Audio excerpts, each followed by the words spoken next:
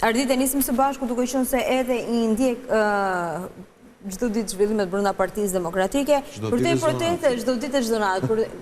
Besoj se nuk është se ka shumë zhvillime natën. Sa duash. Edhe natën? Madje më shumë nga natën. Çfarë ndodh natën aty? Takimet shumëta. Kafe. Kafe, darka. Vazhdojnë akoma me këto kafet në për... Po, edhe vazhdoj. Çfarë ndodh me lëvizjen e Salianit?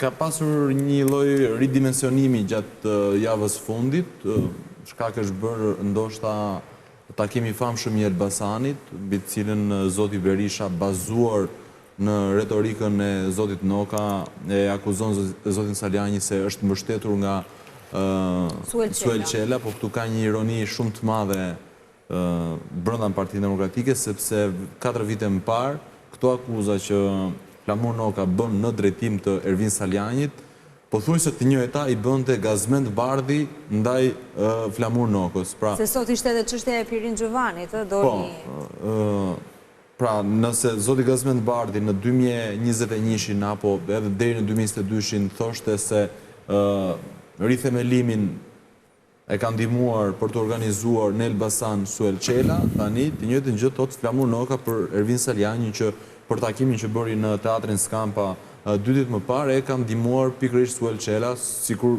domethënë krijohet kjo aureola e një personazhi që lëviz gjitha fijet, përcakton gjitha fatet. Që nga shumë partizani këtyre takimeve. Fatet nga Peshini deri në Prenjas, mund tjetë edhe vërtet, mund tjetë edhe kështu.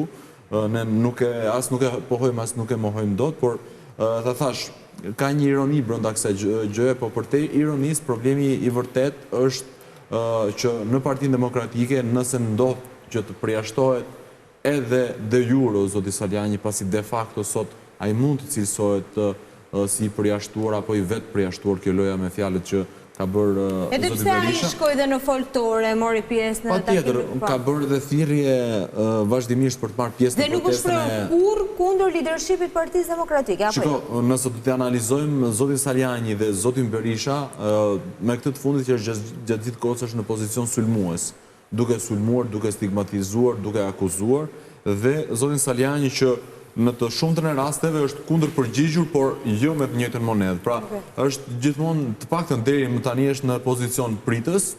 Unë besoj se të paktën edhe për një periudhë kohe, nëse do të vijojë të jetë brenda Partisë Demokratike, do të jetë në të njëjtat pozita, ndoshta përjashtimi edhe de facto mund të ndryshojë komplet retorikën zotit Saliani dhe pastaj aty prodhohet një zhvillim totalisht ndryshe edhe brenda Partisë Demokratike, po në tërësi tek opozita, sepse sipas gjitha gjasave shkohet pastaj drejt një partie të re politike me kryetar zotin Saliani apo po themi me lidership prej tij.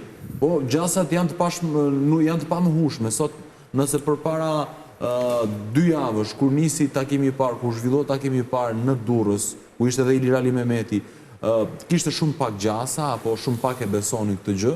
Nga i takim tek Gjirokastra edhe tani pas Elbasanit, gjasjat janë rritur shumë. Po i shtuar mbështetja në qendër Salianit apo i ka rënë? Sepse fillimisht tek ai grupi kishte edhe Ilir Ali Mehmeti, kishte po shiko, ka ndryshuar shumë gjëja, prandaj thash, në fillim kemi një kafe në fillim fare, nuk do të harrojmë kafen e famshme në qendër të Tiranës, ku ishte zoti Saliani, zoti Ali Mehmeti, zoti Tedi Kopliku, Aulon Kalaja, e shumë kandidat, pothuajse përfaqësues nga të gjitha qarqet, kandidatët më të votuar që kishte Partia Demokratike në 11 maj. Ai është një kafe si puç, të paktën kështu e kanë konsideruar. Kështu e quajtën disa që na thirrën për kafe dhe pastaj pam që ishte shtruar tryeza, domethënë, po nuk ishte tamam kështu, domethënë ka pasur të tjera lëvizje të nëndeshme për ta realizuar atë takim, po ndoshta është për të diskutuar në një moment tjetër se rezultati çfarë lëvizjesh erdhi ajo tavolinë. Por po thoya këtë gjë, nga kjo tavolinë që u konceptua si një lloj rrëmuje brenda Partisë Demokratike, sot zoti Saliani po duket çdo ditë më tepër si një apendiks jashtë Partisë Demokratike. Nëse do të marrim të shikojmë atë se çfarë deklaronte dje zoti Berisha, por edhe sot në një reagim shumë të fortë që ka pasur kur unë e kam pyetur personalisht zotin Noka nëse është përjashtuar nga drejtimi apo po themi koordinimi i degës kombinatit zotit Saljani, përgjigja e zotit Noka ka qenë që është vetë përjashtuar për shkak të takimit që bëri në Elbasan me Suel Çelën. Pra, vijon, ashpërsohet retorika, çka unë nuk do habitesha nëse do shkonte drejt një formacioni të ri politik, zoti Saljani.